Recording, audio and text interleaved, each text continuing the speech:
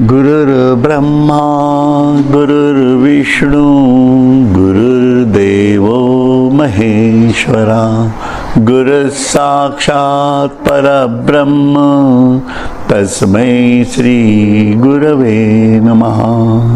मी माझे मावळो सर्व तू तुझे उगवो आता। मी तू पण जगन्नाथा होवो एकची तत्वता। देवभक्त असे द्वैत अद्वयत्व न खंडिता। दाखवी देव देवेशा प्रार्थना ही तुला आता। सद्गुरुनाथ महाराज की जय। येषां त्वन्तगतं पापं जनानां पुण्यकर्मणां ते द्वंद्व मोह निर्मुक्ता भजन्ते माम दृढव्रतः। ज्या पुण्यशील लोकांचे पाप नाहीसे झालेले असते तेच या द्वंद्व मोहापासून मुक्त होतात व माझे भजन करायचे असे दृढ व्रत धारण करून माझे भजन करतात। म्हणून या द्वंद्व मोहातनं जो बाहेर पडतो, बाहेर पडणं म्हणजे काय की तीच व्यक्ती माझ्या भजनास कारण होऊ शकते। नाहीतर द्वंद्व मोह जर डोक्यात ठेवला असेल आणि भजन करत असेल तर त्याला लॉजिक राहत नाही, असं जे म्हटलं जातं ना ते। म्हणून काय त्या इच्छा वासना बाहेर सोडून या आणि त्या द्वंद्व मोहासगट ईश्वराचं चिंतन करा, अभ्यास करा असं। म्हणून ऐसे विकल्पाचे वायाणे कांटे देखोनी सिसाणे। जे मतिभ्रमाचे पासावणे घेती चिना। उजू एकनिष्ठेच्या पावली रगुडूनी विकल्पाची भाली। महापातकांची सांडिली आटवी जिही। अशा प्रकारच्या विकल्पाचे तीक्ष्ण काटे खोटे आहेत असे पाहून बुद्धिभ्रमाचे सान्निध्य जे करीत नाहीत अशा प्रकारच्या विकल्पांचे। कारण का संकल्प काय आहे, माझ्या साधनेचा संकल्प आहे। मग तिथं विकल्प येऊ शकतो ना, कारण शेवटी माणूसच आहे ना, आपण माणसंच आहोत। मनात विकल्प येऊ शकतो, नाही असं नाही, परंतु ते विकल्पाचे काटे जे आहेत ते तीक्ष्ण काटे खोटे आहेत असे पाहून, म्हणून ते खोटे आहेत अशी बघण्याची दृष्टी तयार करावी लागणार। म्हणून बुद्धिभ्रमाचे सान्निध्य जे करीत नाहीत, म्हणून बुद्धीला भ्रमित करत नाहीत आणि एका संकल्पाला दृढ राहतात। म्हणून साधनेमध्ये साधकाला हे 24 तास करावं लागतं। 24 तास का करावं लागतं हे एकदम होत नाही, पण 24 तासाची साधना किंवा हाच योग होतो असं म्हणूया। ही स्थिती अंतिम प्राप्त करावी लागणार आपल्याला। त्यामुळे हळूहळू हळूहळू 2 तास 3 तास 8 तास 6 तास असं काही वेळा आठवड्याच्या आठवडे बाजारात जायचंच नाही, बाकीच्यांशी संबंधच नाही, आपण बरं आपलं चिंतन बरं, अशा भूमिकेत आपल्याला घालावं लागतं साधकाला। लक्षात हे घातल्याशिवाय होत नाही। आणि ही जी बहिर्मुखता आहे ना एक प्रकारची, की हे झालं की ते झालं की ते झालं की ते, हे झालं की ते कुठलं, माझं वाचन झालं की मी जप करीन, जप झाला की पूजा करीन, पूजा झाली की ध्यान करीन, ध्यान झालं सत्संग करीन, सत्संग झालं की परत ध्यानाला बसेन। ही जी काही ढालणं आहे हा बदल असाच, आणि याची सवय करावी लागेल। नाही तर कसं होतं, आज कुठं या गणपतीला जाऊन आलो, चला उद्या त्या विठ्ठलाला जाऊन, परवा काय वारीला जाऊन आलो, तेरवा काय गिरनारला जाऊन आलो, चौथ्यांदा काय असं, हे जे भरकटणं आहे आणि हे सातत्याने करत राहणारी लोक आहेत या जगात। त्यांना भटकंतीचीच आवड आहे, ते स्थिरच नाही राहत। काय बहिर्मुखी दिशा बदलून अंतर्मुखी दिशा आहे। हो, बहिर्मुखी म्हणजे बाहेरचंच आवडतं, बाहेरचाच देव आवडतो, आपला देव बाजूला सारायचा आतला आणि बाहेरच्याच देवाचं दर्शन घ्यायचं की ज्याच्यात काहीच कळत नाही. बाहेरच्या देवात काही कळलंय का कधी कोणाला? निसर्ग खूप चांगला असेल गिरनारचा, अगदी मान्य, त्याच्याबद्दल प्रश्न नाहीये, पण त्यातला देव दिसणार आहे का? कारण तो योगमायेमध्ये आतमध्ये जाऊन बसला आहे. त्याच्या योगमायेमुळे दिसणार नाही. झाडं छान वाटतायत, पण झाड म्हणजे मी आहे का? झाड म्हणजे मी पण नाहीये. काय मी आहे पण दिसतो का? मग जाऊन मिठी माराल का? गिरनारच्या वरती दत्त दर्शन, अरे दत्त महाराज झाडात, चला मारा उडी खाली, माराल काय का ताकद? कल्याणासाठी एकच कल्याण झाला, लक्षात ठेवा. हे अवघड आहे, हे खूप अवघड आहे. त्याच्यामुळे यासाठी आतलाच आत्मा शोधा, आपल्यातलं ईश्वरत्व शोधा, त्याशिवाय पर्याय नाही. आपल्या आतला ईश्वर शोधल्याशिवाय बाकी सर्व गोष्टींमधला ईश्वर शोधणं हा मूर्खपणाच असतो.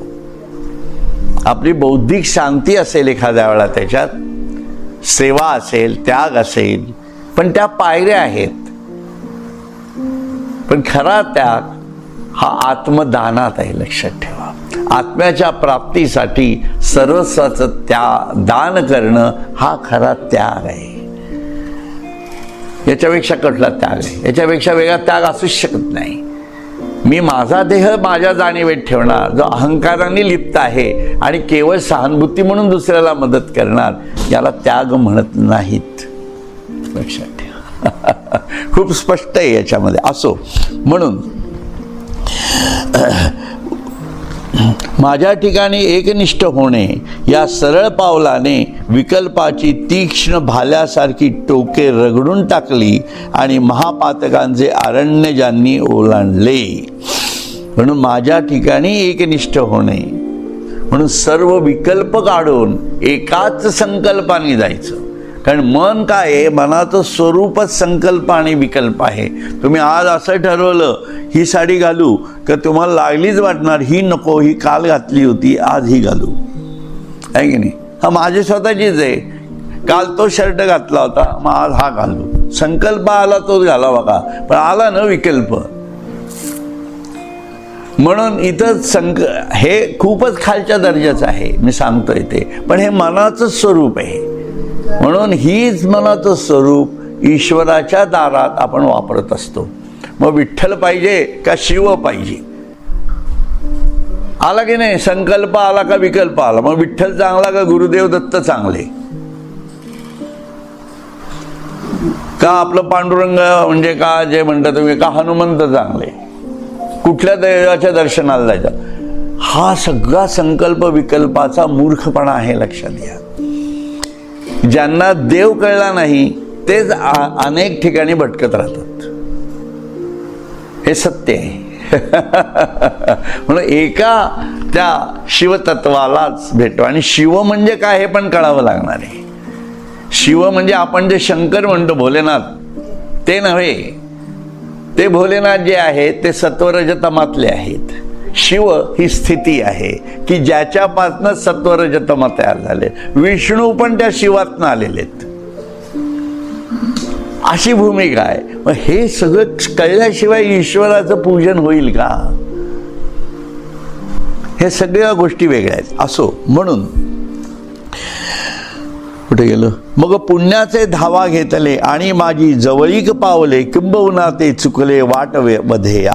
आणि जे पुण्यमार्गाने धावत सुटले व माझ्याजवळ आले अर्जुना, ते मात्र वाटमाऱ्यांपासून भगवत प्राप्तीच्या मार्गावरील मारेकऱ्यापासून सुटले. म्हणून जे पुण्यमार्गाने आले, म्हणजे नैतिक जाणीवेतनं जे जीवन जगत आले, तो पुण्यमार्ग म्हणायचा. विहित कर्माच्या जाणीवेतनं जे आले ते माझ्यापर्यंत येऊन पोचले. कारण तिथं संकल्प, कर्मामधला पण संकल्प हा ईश्वरी आहे. मी ईश्वरासाठी करतोय आणि माझ्यातला ईश्वर करतोय. म्हणून ते कर्म जे घडलं जातं ते कर्म सुद्धा माझ्यातला ईश्वर करत असतो, मी नसतोच करत. इथपर्यंत भूमिका जावी लागते, आहे की नाही? त्यामुळे त्याला कसं कैसे गुणवर्ण या भूमिकेमध्ये जातं ते. म्हणून त्याच्या या गुणात्मक जाणीवा, त्याच्या मूळ संकल्पाशिवाय मन हेच करू शकत नाही. म्हणजे मन त्या जाणीवेपर्यंत पोहोचूच शकत नाही. म्हणजेच मनाचं उन्मन व्हावं लागतं, म्हणजेच मन सूक्ष्म व्हावं लागतं. जडत्वातलं काढायचंय मन आणि सूक्ष्मात न्यायचंय. आणि सूक्ष्मात न्यायचं म्हणजे जे जडत्व दिसेल त्याच्यामधल्या ॲटमपर्यंत शिरायचं. ही सवय करावी लागणार हळूहळू. त्या ॲटममध्ये इलेक्ट्रॉन्स आहेत, त्याच्या आत न्यूक्लियस आहे, तो न्यूक्लियस म्हणजे ईश्वर आहे, इथपर्यंत पोचतं करावं लागणार आहे. कारण ती न्यूट्रल अवस्था आहे. म्हणून न्यूट्रल अर्जुना समत्व चित्ताचे, तेची सार जाण योगाचे. या भूमिकेपर्यंत म्हणजे सूक्ष्म झालं, मग या सूक्ष्माला सूक्ष्मतर भावात न्यावं लागणार. मग या सूक्ष्मतर भावातनं जे जे भेटेल भूत त्याच्यामधलं चैतन्यच बघण्याची सवय करावी लागणार. आणि सूक्ष्मतर आणि सूक्ष्मतम जाणीवेत जेव्हा तो स्वतः येतो तेव्हा त्याला सर्वं खलु इदं ब्रह्म दिसतं. म्हणजे चेतना जी आपल्यामध्ये आहे, जी ॲक्च्युअली अचेतनामध्ये आहे, अज्ञानात आहे, ती चेतना हळूहळू चेतवत आपल्याला शून्यावस्थेत न्यावी लागते, जी सूक्ष्म स्थिती आहे. आणि त्याच्यातनं पुढे तीच चेतना पुढे ज्या मानसिकतेत जाते, ती अतिमानसिकतेचा स्पर्श घेत जाते, तेव्हा ती सूक्ष्मतर व्हायला लागते. आणि अतिमानसिकतेच्या मोठ्या प्रांगणात जेव्हा ती निशून्य अवस्थेच्या वरच्या टोकावर येऊन पोचते तेव्हा ती सूक्ष्मतम होते. आणि अतिमानसिक स्थितीतील ईश्वरत्व तिला दिसायला लागतं. तो ईश्वर आपल्याला बघता यावा लागतो, कारण तो अतिचेतन आहे. म्हणून आपली मानसिकता अतिमानसिक जाणीवे जोपर्यंत जात नाही, ईश्वराशी जुळत नाही, तोपर्यंत ईश्वर दिसतच नाही. तिथं मग तुम्हाला निशून्य अवस्थेमध्ये सर्व ही योग माया कशी कार्य करते हे कळायला लागतं. आणि त्याच्या आतमधलं चैतन्य कळतं.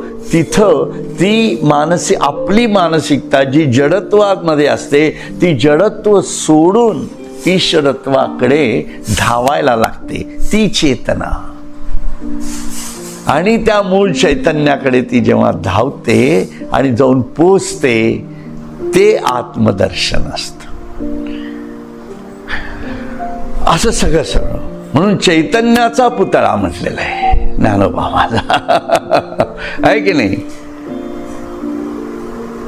आणि कुंडलिनी शक्ती म्हणजे काय, ती ही सर्व शक्ती अशा प्रकारची जी अचेतनातनं थेट ऊर्ध्वमुखी करून आपल्याला अतिमानसिक जाणीवेपर्यंत नेते. म्हणून मन हे अत्यंत महत्त्वाचं असं आपल्या याच्यामध्ये मानलेलं इंद्रिय आहे, जे ईश्वरापर्यंत नेऊ शकतं. बाकीचं कुठलेही इंद्रिय आपल्याला ईश्वराची गाठ घालून देऊ शकत नाही, मनच नेऊ शकतं.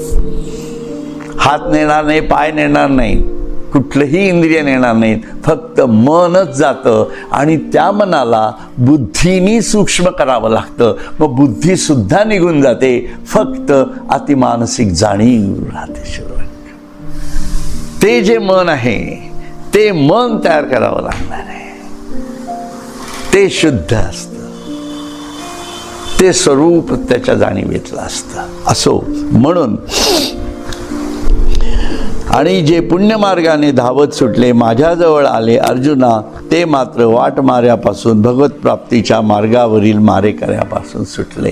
म्हणून या भगवत प्राप्तीच्या आड येणारे जे विंचू आहेत त्याच्यापासून जर सुटायचं असेल हा मार्ग आहे. म्हणून जरा मरण मोक्षाय मामाश्रित्य यतन्ति ये ते ब्रह्म तद्विदु कृत्स्न मध्यात्म कर्म चाखिलम. माझ्या सगुण रामकृष्णादी स्वरूपाचा आश्रय करून जे कोणी जन्म मरणापासून मुक्त होण्याचा प्रयत्न करतात ते संपूर्ण ब्रह्म जाणतात. हे त्यांनी म्हटलेलं आहे. परंतु सगुण आणि निर्गुण या जाणीवेत, निर्गुण जाणीवेत जोपर्यंत तुम्ही शिरत नाही तोपर्यंत मूळ तत्व जाणल्याच जात नाही. ही व्यवस्थाच अशी आहे.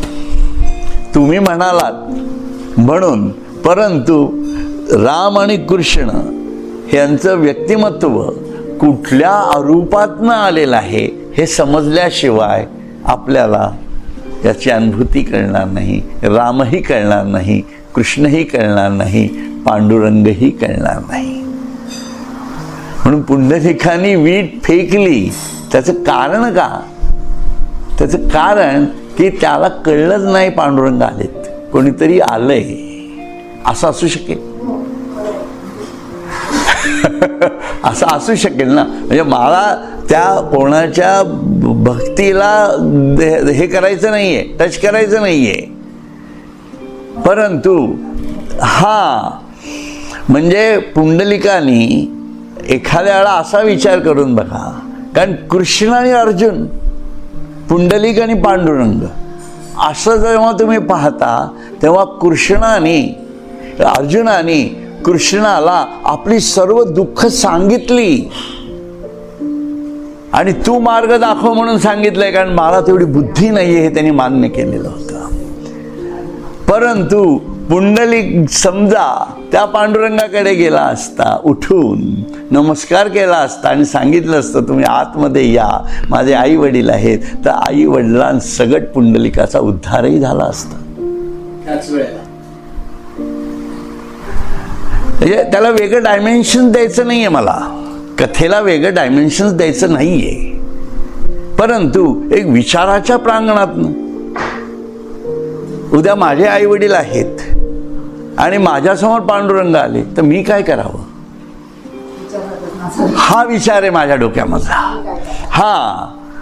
म्हणून मला जर एवढे ज्ञानेश्वरीचा अभ्यास आहे, आपण जर एवढं ज्ञानमार्गातनं चाललेलो आहोत, तर मी पांडुरंगाला भेटून पांडुरंगाला कळवळून सांगेन की मला यांचे दुःख पाहत नाहीये, तू आलास खूप छान झालंस, मला तुझ्याकडनं काहीच नको, तू बस थांब, मी फक्त थोडी सेवा करतो त्यांची. याच्यात काय लॉजिक आहे तुम्ही विचार करा.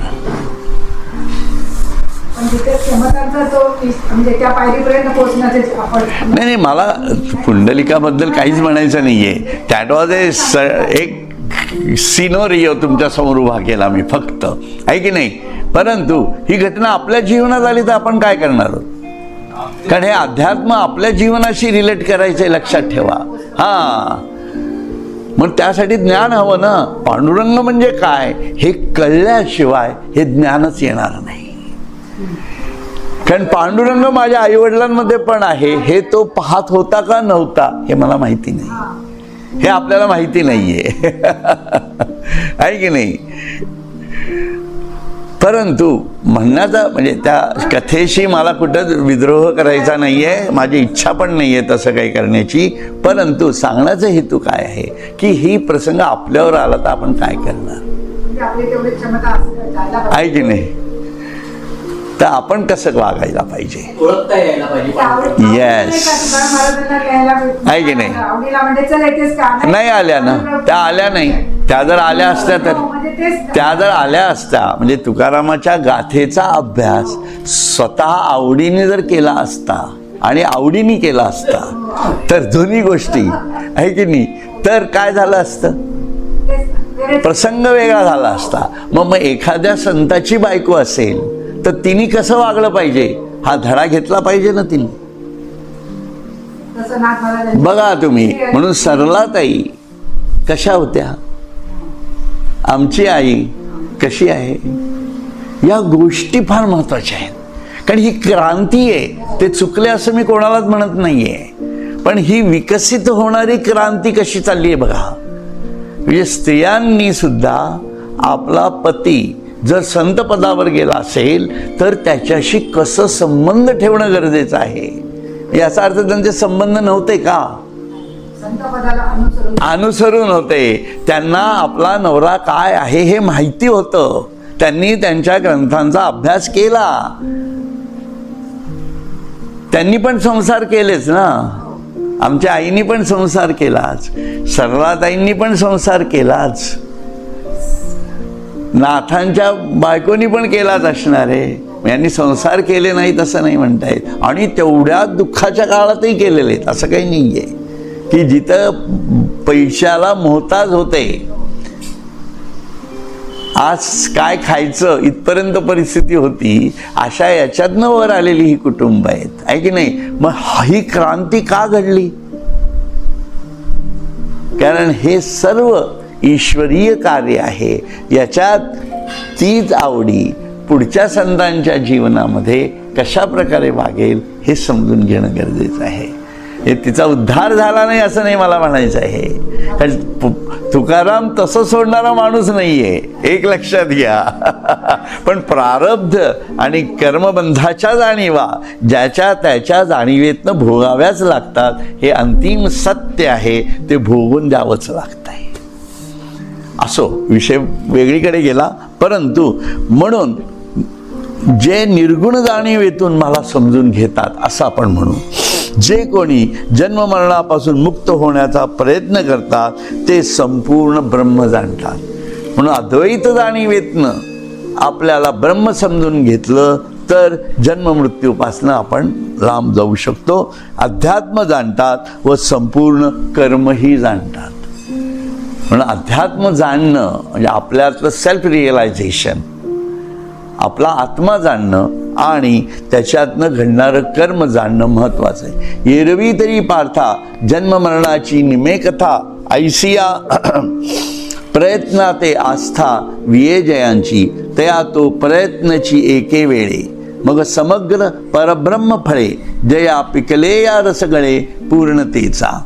अर्जुना, नाहीतर ही जन्ममरणाची कथा पुन्हा ऐकू नये या सदिच्छेने ज्याचा प्रयत्न सुरू झाला, मग तो प्रयत्न एकदाचा नामरूपासह सर्वच ब्रह्म आहे अशा अनुभवाने फलद्रूप होतो व ते अनुभवरूप फळ पिकले असता पूर्णतेचा रस गळायला लागतो. म्हणजे तेच आहे की कसं ब्रह्म जाणीवेत जातो तो व्यक्ती, त्याच्यासाठी ते वेळी कृतकृत्यता जगभरे, ते तर अध्यात्माचे नवलपण पुरे, कर्माचे काम सरे विरमे मन. हे खूप छान आहे. ऐसा अध्यात्म लाभतया हो यगा धनंजया भांडवल जया उद्यमी मी.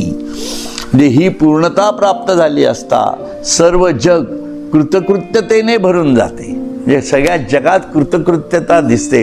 म्हणजे एक प्रकारे ईश्वराचं प्रत्येक कर्म जाणीव जरी अर्धवट असली, आपल्या दृष्टीने झाड अर्धवट आहे, 84 लक्ष योनींमधले सर्व जीव एक प्रकारे अर्धवट जाणीवेतच आहेत सगळे. म्हणजे अपूर्णताच आहे सर्वत्र, पण तरीही त्यात कृतकृत्यता आहे. हे बघता यायला पाहिजे, आहे की नाही. म्हणून म्हणजे सर्वत्र पूर्ण ब्रह्माचाच अनुभव येतो व अध्यात्म प्राप्तीचे कौतुकही संपते. लक्षात, कर्माचा उपयोग राहत नाही व मनही उन्मन होते. मी तेच सांगितलं, मन हे उन्मन झाले आहे ना, कुठली बद्धताच राहत नाही त्याच्यामध्ये. अर्जुना, जो कोणी माझ्या या स्वरूपाच्या भांडवलावर एवढा उद्योग करतो त्याला एवढी अध्यात्म प्राप्ती होते. म्हणून माझ्या या स्वरूपाच्या भांडवलावर हे सगळं त्याचं स्वरूप आहे, हे पण आपलं पण त्याचं स्वरूप आहे. म्हणून स्वरूप आणि विश्वरूप या दोन्हीही हे भांडवल आहे. आपल्याला काय दिलं ईश्वराने, तर हे दिलं. आणि या भांडवलावर जो कोणी एवढा मोठा उद्योग करतो, म्हणून कारण कुठलेही उद्योग कशावर होतो, भांडवलावर होतो.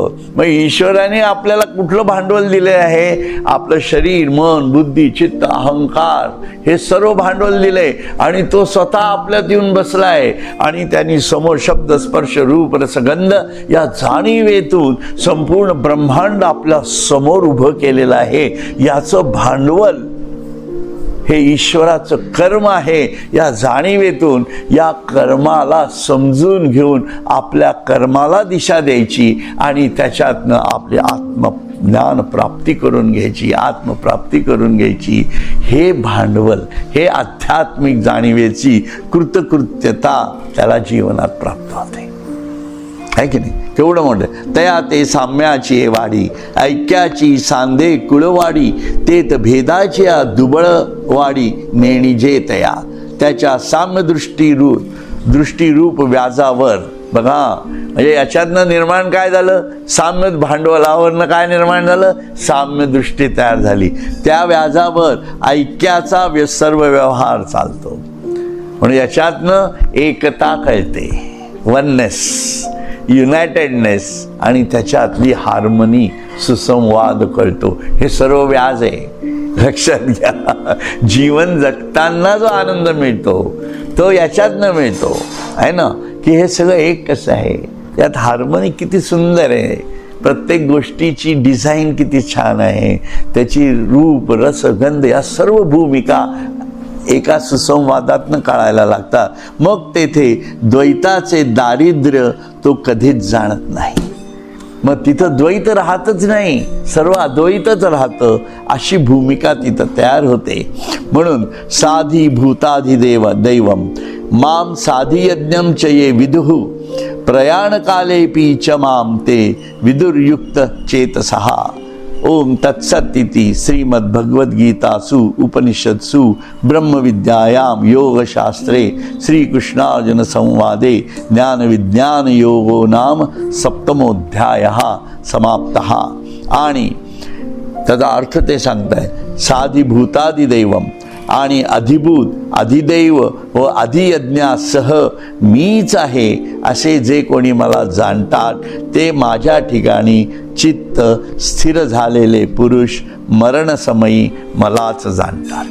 म्हणजे अधिभूत म्हणजे आपल्यामध्ये असणारं जे स्वरूप आहे ते, अधिदैव जे आहे, आणि अधियज्ञ म्हणजे प्रत्यक्ष परब्रह्म जे आहे ते सर्व एकच आहे. म्हणजे माझ्यातली सगळी प्रकृती माझ्यासह ईश्वरच आहे, हे जो जाणतो तो, हे असे जे कोणी मला जाणतात ते माझ्या ठिकाणी चित्त स्थिर झालेले पुरुष मरणसमयी मला जाणतात. पण हा सगळा उद्योग कशासाठी करायचा? शेवटचा दिन गोड होण्यासाठी करायचा. आलं लक्षात? त्याशिवाय शेवटी ईश्वर येणार नाही डोक्यामध्ये. हे सतत जर भिनवल्या राहिलं आपण तरच ईश्वराचं नाव डोक्यात येणार आहे की नाही? त्यामुळे ईश्वराचं नाव आपल्या डोक्यात येण्यासाठी हा सर्व उद्योग करावा लागणार आहे आपल्याला. असो जी ही साधिभूता माते, संपायचं नाही. जी ही साधिभूता माते प्रतीतीचेनी हाते धरोनी अधिदैवाते शिवतलेगा. आता हे जे अधिभूत, अधिदैव आणि अधियज्ञ आहे याचा उहापोह पुढच्या अध्यायात केलेला आहे, परंतु हे आता समजून घेण्यासाठी म्हणून मी सांगितलं तुम्हाला.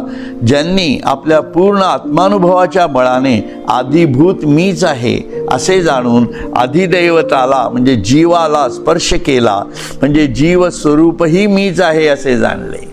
म्हणजे म्हणून जीवात्म्याला आत्म्यात परावर्तित करायचं ते ह्याच्यासाठी. आलं का लक्षात? त्याचप्रमाणे जया जाणीवेचेनी वेगे मी अधियज्ञ दृष्टी रेगे ते तनुचेनी वियोगे विरहे नव्हती. त्याचप्रमाणे त्या जाणीवेच्या बळाने अधियज्ञही मीच आहे अशी ज्यांची ज्ञानदृष्टी आहे ते शरीर सोडते वेळी विव्वल होत नाहीत. लक्षात? म्हणून शरीर सोडताना जीवात्मा आणि आत्मा एक व्हायला पाहिजे, ही खुणगाठ बांधा, हा संकल्प आहे. याच्याशिवाय वेगळं अध्यात्म नाही. जीवात्मा ते आत्मा, बस. पुढचा सर्व कार्यक्रम गुरु करतात, ईश्वर करतो, सर्व करतो. म्हणून एरवी आयुष्याचे सूत्र बिघडता, भूतांची उमटे खडाडता, काय न मरतयाही चित्ता युगांत नोहे, परी नेणो कैसे पयेगा, जे जडोनी गेले माझिया अंगा, ते प्रयाणीची या लगबगा न सांडतीच माते. खरोखर पाहिले तर आयुष्याची दोरी तुटली की पंचभूतात एकमेकांना सोडण्याची खळबळ सुरू होते. पंचभूतात खळबळ सुरू होते. या आपल्याच शरीरामध्ये ती खळबळ सुरू होते असं म्हटलंय. तेव्हा न मरणाऱ्यांच्या म्हणजे मरण पाहणाऱ्यांच्या चित्ताला देखील प्रलयासारखे भयंकर दुःख होत नाही काय? लक्षात दिलंय त्यांनी. पण अर्जुना, जे माझ्या स्वरूपाशी ऐक्य पावले ते त्या प्रलयकालाच्या व्याकुळतेमध्ये देखील मला कसे सोडत नाहीत हे समजत नाही. ही त्याची भक्ती असते, आपली भक्ती असते. ईश्वरालाही कळत नाही असं ते म्हणलंय. हे मला समजत नाही म्हणतात बरं का. म्हणून तेरवी तरी जाण ऐसे जे निपुण तेची अंतःकरण युक्त योगी तव इये शब्द कुपी के तळी नोडवेची अवधानाची अंजुळी जे नावेक अर्जुन ते वेळी मागाची होता. म्हणून एक मिनिट. पण या शब्दरूपी कुपिकेखाली अर्जुन एकाग्र चित्ताची ओंजळ धरू शकला नाही. कारण भगवंताच्या शब्दाचा तो थोडा मागे होता. म्हणजे भगवंताच्या रसाळ व नाना भावयुक्त शब्दांनी मुग्ध झाल्यामुळे अर्जुनाचे लक्ष अर्थाकडे जाऊ शकले नाही. ज्या भगवंताच्या बोलण्यात नाना रूपरसाने रसाळ झालेली आणि भक्तिप्रेमाच्या सुगंधाने दरवळलेली तशी तद्ब्रह्म इत्यादी वाक्यरूप फळे होती. बघा, तेथे तद्ब्रह्म वाक्य फळे जिये नानार्थ रसे रसाळे बहकते आहाती परिमळे भावाचेनी. काय झालं? स्वतः ईश्वर त्याच्या या जाणीवेतून सर्व सांगत होता. म्हणजे जसं आता आपल्याला एकदम कळत नाही ना अधियज्ञ काय हा जो काही सगळा भाग आहे त्या शब्दांच्या मागे ते शब्द जेवढे प्रचंड येत गेले त्याच्यातनं तुम्ही तर श्लोक जर पाहिले सगळे एका वेळेला एका पाठोपाठ वाचले तर ते शब्दांचे अर्थ कळता कळताच माणूस बेभान होतो. त्याच्यामुळे शब्द पुढे पळाले आणि अर्जुन मागे राहिला, त्याचा भाव मागे राहिला असं ते म्हणतायत तिथं, बाकी काही नाही. सहज कृपा मंदा निळे श्रीकृष्ण ध्रुमाची वचन फळे अर्जुन श्रवणाची आखोळे अवचित पडली. ती प्रेमे यांची हो का वळली की ब्रह्मरसाच्या सागरी चुबुकळली मग तैसेची का घोळली परमानंदे. म्हणून अर्जुनाच्या ठिकाणी असलेली भगवंताची स्वाभाविक कृपा हाच मंदवायू होता. पण हा मंदवायू होता, त्याची कृपा हा मंदवायू होता. त्या मंदवायूने श्रीकृष्ण रूप वृक्षाची वचनरूप फळे अर्जुनाच्या श्रवणरूप झोळीत अकस्मात एकदम पडली. पण हा ज्ञानविज्ञान योग जो आहे हा एकदम फरक करणारा योग आहे, लक्षात घ्या. हे अगोदरचं सर्व तत्वज्ञान आणि हे तत्वज्ञान याच्यात ड्रास्टिक फरक पडतो एकदम. आणि हा पडल्यामुळे काय झालं, अर्जुनाला कळलंच नाही. कारण ते हठयोग वगैरे त्याला माहिती होतं सगळं, कारण तो स्वतः साधकच होता, त्यांनी काही साधना केली नव्हती असं काही नाही, त्याच्यामुळे त्याला ते माहिती होतं. परंतु इथं तो सगळा एकदम हे सर्व आल्यामुळे तो गडबडला जरा. ती वाक्यरूपी फळे सिद्धांताचीच बनली होती किंवा ब्रह्मरसाच्या समुद्रात बुडवली होती, त्याचप्रमाणे आणखी तो परमानंदात घोळली होती. आणि ती परमानंदात घोळली होती म्हणजे ईश्वर स्वतःच्या स्वाभाविक जाणीवेतनं स्वतःचं स्वरूप सांगत होता, जे थेट आदियज्ञापर्यंत त्यांनी नेऊन पोचतं केलेलं होतं. तेने बरवे पण निर्मळे अर्जुना उन्मेषाचे डोहळे घेता ती गळाळे विस्मयामृताचे तिया सुखसंपत्ती जोडलिया मग स्वर्गा वाये वाकुलिया हृदयाच्या जीवी गुतकुलिया होता आहाती. अशी ती शुद्ध उत्कृष्ट फळे पाहून अर्जुनाच्या ठिकाणी त्या वाक्यांच्या ज्ञानाचे डोहाळे उत्पन्न होऊन तो चमत्कार रूपी अमृताचे घोट घेऊ लागला. म्हणजे त्याला ती फळं जेव्हा म्हणजे हे ज्ञान जेव्हा तो घ्यायला लागला तेव्हा त्याला अकस्मातपणे एक प्रकारे वेगळा आपल्या जीवनात चमत्कार होतोय की काय वेगळंच ज्ञान त्याला ऐकायला मिळत होतं. म्हणून हे जे त्या ज्ञानाचं वेगळेपण होतं त्यामुळे तो गोंधळल्यासारखा झाला होता. आणि इतक्या सुंदर खरं उपमा दिलेल्या आहेत ज्ञानेश्वरांनी की त्या उपमांमुळे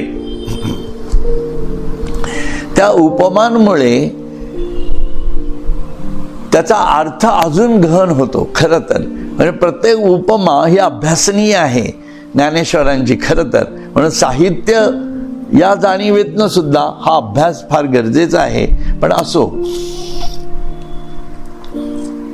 तिया सुखसंपत्ती जोडलिया मग स्वर्गा वाये वाकुलिया हृदयाच्या जीवी गुतकुलिया होता हाती. आता बघा ते काय म्हणतात. अशा त्या रसास्वादाच्या सुखाने तो संपन्न झाला असता स्वर्ग सुखाला वेडावू लागला आणि त्याच्या हृदयात गुदगुल्या होऊ लागल्या. आहे ना, हृदयात गुदगुल्या व्हायला लागल्या. हे अंतरंग चतुष्टय जे आहे त्याच्यामध्ये तो पूर्ण आनंदी झाला. एक प्रकारे समाधान मिळालं. जरी कळलं नाही तरी आनंदी झाला असं म्हणायचंय. आहे की नाही. कारण ते फळ आहे शेवटी. ते खाल्लं की त्यात ते कुठनं आलं, काय आलं, कसं झालं याच्यापेक्षा ते खाणं आणि त्यातला आनंद मिळणं हे महत्त्वाचं होतं. हे त्याच्या दृष्टीने झालं म्हणून त्याचं झालं. ती सुखसंपत झालं. ऐसे वरचिलीची बरवा सुख जावो लागले फावा तव रसस्वादाची हावा लाहू केला. झडकरी अनुमानाचे नि करतळे घेऊनी तिये वाक्य फळे प्रतिथी मुखी एक वेळे घालू पाहे. अशा रीतीने भगवंताच्या तोंडातून निघालेल्या शब्दांचे वरचे सौंदर्य पाहूनच अर्जुनाच्या मनात सुख उचंबळून आले. तितक्यात त्या शब्दातील रसाचा स्वाद घेण्याची त्याला उत्कट इच्छा झाली. म्हणून झटकन अनुमानाच्या हाताने भगवन्मुखीची ती वाक्यरूपी फळे अनुभवाच्या मुखात एकदम घालण्याची त्याने इच्छा केली. म्हणून ती काय झालं की ती फळं पडत गेली आणि हे फळ पडले, ते फळ पडले असं झालं. तर इतकं प्रत्येक होतं की माणूस लागलीच खायला जातो ना. खायला जातल्यामुळे काय झालं की बाकीची फळं तिथंच राहिली. म्हणून तो मागे पडला असं म्हणता येते. ते का मागे पडला त्याचं कारण त्यांनी सांगितले. तो विचाराची या रसना न दाटती घरी हेतूच्या दशनी न फुटती ऐसे जाणोनी सुभद्रापती चुंबी चिना मग चमत्काराला म्हणे ये जळीची मा तारा गणे कैसा झकविलो असला गणे अक्षराचेनी. म्हणून पण ती वाक्यफळे विचाररूपी जिभेने चघळली जाऊ शकत नव्हती. बघा, हेतुरूप म्हणजे अनुमानातील एक अवयव असं म्हणू, हेतुरूप दातांनी ती फुटू शकत नव्हती. ते खाणं किती अवघड होतं ते फळं. बघा, हे पाहून अर्जुनाने त्या फळांना स्पर्शच केला नाही. म्हणून त्यांनी ते वाक्य सोडून दिली कृष्णाची. बरं का. मग आश्चर्याने थक्क होऊन अर्जुन मनात म्हणू लागला, हे भगवन्मुखीचे शब्द म्हणजे ताऱ्यांचे पाण्यात पडलेले प्रतिबिंब होय. अक्षरांचा परस्पर संबंध न घेता आल्यामुळे मी कसा फसला गेलो पहा. आता त्याला शब्दात फसवलं थोडक्यामध्ये त्यांनी. कृष्णाने इथं त्याला फार हे करून टाकलं की त्याच्या शाब्दिक जाणीवेतनं त्याला पूर्णपणे त्याला माहिती नसलेलं ज्ञान द्यायचा प्रयत्न केलेला आहे. आता एक स्टेप पुढे कसे गेलेत बघा. हे जे माहिती नाही ते मी तुला सांगतोय बघ. असा हा ज्ञानविज्ञान योग आहे. फार भारी आहे. म्हणून ये पदे नवती फुडिया गगनाचिया घडिया येथ आमुची मती बुडलिया थावन निघे वाचूनी जाणावयाची गोठी ऐसे जीवी कल्पुनी किरीटी तिया पुनरपी केली दृष्टी यादवेंद्रा. म्हणून खरोखर ही पदे नव्हते, आकाशाच्या एकावर एक रचलेल्या घड्या वाटतात. बघा, येथे माझ्या बुद्धीने बुडी मारली तरी अर्थाचा थांग लागणार नाही. म्हणून आपण कितीही याच्यावर विचार केला असता त्याचा थांग लागत नाही. म्हणून हा पुढच्या अध्यायातनं हा थांग कळतो. म्हणून हे गुरुमुखातनं का ऐकावं लागतं त्याचं कारणच आहे. कारण हे एकावर एक चढलेल्या अशा वैचारिक घड्या आहेत, लक्षात घ्या. म्हणून ज्ञानेश्वरीचा प्रत्येक अध्यायातल्या विविध घड्या आणि चढत्या वाढत्या प्रमाणातल्या वेगवेगळ्या घड्या, असे अध्याय ही चढण आहे. आणि या घड्यांची जी मांडणी आहे ती खूप कौशल्याने समजून घ्यावी लागते, कारण आपलं जीवन त्या घड्यांप्रमाणे चालतंय. आणि मग आपण कुठल्या अध्यायाच्या, म्हणजे आपण अजूनही पहिल्या अध्यायाच्याही खाली असू तर आपल्याला या पुढच्या घड्या किती अवघड जातील. म्हणून पहिल्या अध्यायाच्या घड्या समजून घेणं गरजेचं आहे, मग दुसऱ्या, मग तिसऱ्या, असं त्यांना म्हणायचं. असो, येथे माझ्या बुद्धीने बुडी मारली तरी अर्थाचा थांग लागणार नाही. अर्थाचा थांग लागल्या वाचून जाणण्याची गोष्टच नको. अशा रीतीने मनात विचार करून पुन्हा एकदा भगवंताकडे दृष्टी केली की काय सांगताय तुम्ही, असं मला तर काय डोक्यात शिरेना, हे अर्थच का हळू हळू हळू हळू हळू असं झालं ते अर्जुनाच्या दृष्टीने. ये रेवी अवधानाचे नि वहिलेपण, नाना प्रमेयांचे उगाणे, काय श्रवणाचे नि अंगवणे, बोलो राहती परी तैसे हे नोहेची देवा, देखिला अक्षरांचा मेळावा, आणि विस्मयाची या जीवा विस्मयो झाला. म्हणून अत्यंत अवधानाने मग त्या श्रेष्ठ योद्ध्याने भगवंताला प्रार्थना केली, भगवंता, तुम्ही जी ब्रह्मादी 7 पदे उच्चारली ती 7ही पदे सारखी अनुच्छिष्ट राहिली, म्हणजे त्यातील कोणाचाही अर्थ मला कळला नाही, अशी आश्चर्यकारक आहेत. अत्यंत अवधानामुळेच होणारे नाना प्रकारच्या सिद्धांताचे उलगडे नुसत्या श्रवणाच्या बळावर बोलता येतील काय. म्हणजे हे नुसतं ऐकून चालणार नाही, म्हणजे श्रवण मनन चिंतन या भूमिकेत ते येतं. कानाचे नि गवाक्षद्वारे बोलाचे रश्मी अभ्यंतरे, पाहेना तव चमत्कारे अवधान ठाकले. देवीची अर्थाची चाड मजा आहे, ते सांगताही वेळ नस आहे, म्हणून निरूपण लवला आहे की जो देवा. म्हणून पण हे आपण उच्चारलेले तसे दिसत नाही. तुमच्या मुखातून शब्दांचा समुदाय निघताना पाहिला व विस्मयालाही विस्मय वाटला. मी कानाच्या झरोक्यातून आपल्या शब्दांचे किरण हृदयाच्या आत आलेले पाहतो, तोच मन आश्चर्यचकित झाले व अर्थानुसंधान सुटले. आपण जे बोलत होता त्या बोलण्यातनं माझ्या मनात शब्द आल्याबरोबर त्या शब्दाच्या जाणीवेत मी जायच्या अगोदरच मन विस्मयचकित झालं. अरे हे काय सांगतायत मला, हे मी कधीच ऐकलं नाहीये, याच्यामुळे तुम्ही काय सांगताय तिकडं माझं दुर्लक्ष झालं, असं म्हणतात ते. देवेची अर्थाची चाड मजा आहे, हे सांगताही वेळ नस आहे, म्हणून निरूपण लवला आहे की जो देवा. ऐसा मागील पडताळा घेऊनी पुढा अभिप्राय दृष्टी सुनी, देवीची माझी शिरवणी आरती आपली. त्याचप्रमाणे मला अर्थ जाणण्याची इच्छा आहे, हे तुम्हाला सांगण्याचाही विलंब मला सहन होत नाही. मला हे काय कळत नाहीये असं सांगण्याचाही विलंब, कारण हे तुमचं बोलणं मी थांबवू शकत नव्हतो, नाही तर मी त्या पहिल्या अगोदरच्या श्लोकातच तुम्हाला थांबवलं असतं. खरं तर आलं का लक्षात, पण थांबवलं नाही. विलंब मला सहन होत नाही, म्हणून भगवंता त्या 7 पदांचे लवकर निरूपण करा बरं का.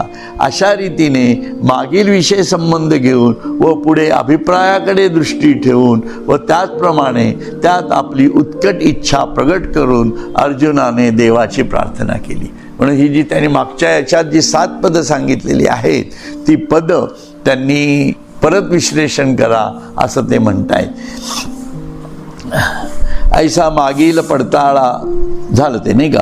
कैसी पुसती पाहे पा जाणीव, भिडेची तरी लंघो नेदी शिव, ये रेवी श्रीकृष्ण हृदयासी खेव, देवो सरला. अहो श्री गुरु ते जै पुसावे, ते येणे माने सावध व्हावे, हे एकची जाणे आघवे सव्यसाची. श्री गुरुला प्रश्न करण्याचे अर्जुनाचे शहाणपण पहा कसे आहे.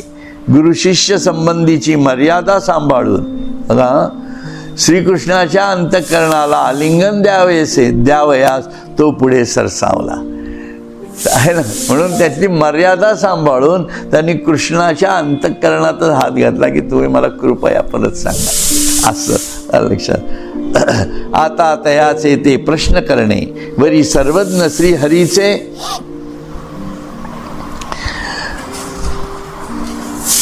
नाही. आता ते एक राहिलं, खरोखर श्री गुरुला जर प्रश्न करायचा असला तर अशा सावधानतेने विचारला पाहिजे, पण ही कला एका अर्जुनालाच ठाऊक आहे. नाहीतर आपण गुरुला प्रश्न कसेही विचारतो, आहे की नाही. म्हणजे तसं विचारत नाही, चांगल्या यानेच विचारतात सगळे, परंतु अर्जुनाच्या भावाच्या जाणीवेतनं आणि त्याच्या रिचवण्याच्या भूमिकेतनं ही त्याची भूमिका महत्वाची आहे. आता तयाचे ते प्रश्न करणे वरी सर्वज्ञ श्री हरीचे बोलणे हे संजयो आवडलेपणे सांगेल कैसे, ती अवधान द्यावे गोठी बोली देईल नीट मराठी, जैसी कानाचे आधी दृष्टी उपेगा जाये. आता अर्जुनाचे प्रश्न करणे व भगवंताचे उत्तर देणे हे दोन्ही संजय राजा धृतराष्ट्राला आवडीप्रमाणे कसे सांगणार आहे. हे धृतराष्ट्राच्या आवडीप्रमाणे कसं सांगणार, कारण ते धृतराष्ट्रालाही पचलं पाहिजे ना. म्हणून त्या गोष्टीकडे श्रोत्यांनी कृपा करून लक्ष द्यावे.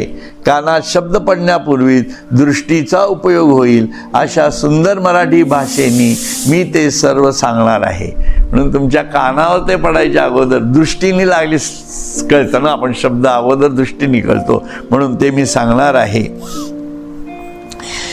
बुद्धीची या जिभा बोलाचा न चाखता गाभा, अक्षरांची या भांबा इंद्रिये जिती, पाहे पा मारतीचे कळे, घ्राणासी कीर वाटले परिमळे, परिवरचिया बरवा काही डोळे सुखविवे नव्हती. म्हणून बोलाचा गाभा जो अर्थ तो बुद्धीने चाखण्यापूर्वीच शब्दांच्या शोभेने इंद्रियांचे पोषण होईल. शब्दांचे हे सगळं बौद्धिक जाणीवेसाठी आहे बघा. म्हणजे आपली बौद्धिक समृद्धी म्हणजे बुद्धी हे आपल्या म्हणजे मनबुद्धी हे इंद्रिय आहे आणि आपल्याला सामर्थ्य कशात आणायचं आहे, मनबुद्धीला आणायचं आहे. म्हणून बुद्धीने समजून घ्यायचे आणि त्याच्यासाठी डोळ्यांनी प्रथम बघायचं, कानाने ऐकायचं, ते बुद्धीत घालायचं, बुद्धीने अर्थाचं अवगाहन करायचं आणि रस मनाच्या जाणीवेतनं अतिमानसिकतेत न्यायचं. आपल्याच मनाला सूक्ष्म कसं करणार, सूक्ष्म करण्याची रीतच ती आहे बघा की, आहे की नाही. म्हणून रस हा सूक्ष्म आहे, फळ हे स्थूल आहे. म्हणून सूक्ष्मात शिरावं लागतं, तेव्हा मनाला इंद्रियांना ते भोगवल्या जातं. मग मन हे इंद्रिय जर असेल ते शब्द हे जड आहेत, स्थूल आहेत. मग त्याच्यातला रस कसा काढणार, तो बुद्धीने काढावा लागणार आहे आणि मनापर्यंत पोचता करावा लागणार आहे, असं ते म्हणतात. म्हणून घ्राणेंद्रियाला सुखावह असतात, पण वरच्या त्याच्या सौंदर्याने डोळे सुखी होत नाहीत काय. पण शब्दाला सुद्धा वरचं सौंदर्य महत्वाचं आहे. म्हणून स्थूल सुद्धा तितकंच सुंदर असतं, फळ सुद्धा तितकंच सुंदर असतं, आहे की नाही. असं दोन्ही गोष्टी आहेत. त्याप्रमाणे मराठीने हे झालं. आता 208 पहा पा मालतीचे फळे, पहा पा मालतीचे कळे, घ्राणासी कीर वाटिले परिमळे, परिवरचिया बरवा काही डोळे सुखवे नव्हती. हे पहा, मालतीच्या फुलांच्या कळ्या सुगंधांमुळे घ्राणेंद्रियाला सुखावह असतात, पण वरच्या त्याच्या सौंदर्याने डोळे सुखी होत नाहीत काय, आहे की ना. त्यांनी सुखी होतातच. असो तैसे दशेची या हवावा, इंद्रिये करीती राणीवा, मग प्रमेयाची या गावा लेसा जाईजे. त्याप्रमाणे मराठी भाषेच्या शोभेने इंद्रियेही सुखाचे राज्य करतील. मग त्यातून मांडलेल्या सिद्धांताच्या गावाला उत्तम रीतीने जाता येईल. कारण सिद्धांताच्या गावाला जाता यायला पाहिजे. कारण सिद्धांत हे गणेशाच्या अवयवांची भूमिका आहे, लक्षात घ्या. म्हणून गणेशाचं जे वर्णन केलेलं आहे पहिल्या अध्यायामध्ये, त्याच्यामध्ये जे सिद्धांत स्वरूप आहे ते गणेशाचं स्वरूप आपल्याला कळलं पाहिजे. विविध सिद्धांतांनी गणेश समजतो आपल्याला. असो, म्हणून सिद्धांताच्या गावाला उत्तम रीतीने जाता येईल. अशा ऐसेनी नागरपणे बोल निमेते बोलणे ऐका ज्ञानदेव म्हणे निवृत्तीचा. इति श्री ज्ञानदेव विरचितायां भावार्थ दीपिकायां सप्तमोध्यायः समाप्तः. म्हणून ते सांगितले जाणार आहे. म्हणून श्री निवृत्तीनाथांचे शिष्य श्री ज्ञानेश्वर महाराज श्रोत्यांना म्हणतात तुम्ही ऐका. म्हणून आता पुढचा अध्याय जो आहे तो अत्यंत महत्त्वाचा आहे की ज्याच्यामध्ये या सर्व गोष्टी सांगितलेल्या आहेत. आणि त्या ज्या आहेत ज्या 7 गोष्टी, अर्जुनाचा प्रश्न होता तो म्हणजे कुठला, की अर्जुन म्हणतो भगवंता ते ब्रह्म काय आहे, कारण ब्रह्म शब्द प्रथम वापरला गेला. ते अध्यात्म काय आहे, अध्यात्म शब्द प्रथम वापरला गेला. कर्म म्हणजे काय, आता हे वेगळं कर्म आलं.